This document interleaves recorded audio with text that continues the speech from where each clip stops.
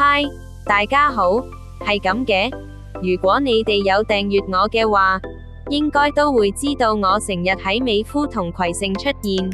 咁話說我喺今年年初嘅時候，一直好渴望有一條巴士線，可以連接美孚同葵盛，但嗰條巴士線係以呢兩個地方為終點站。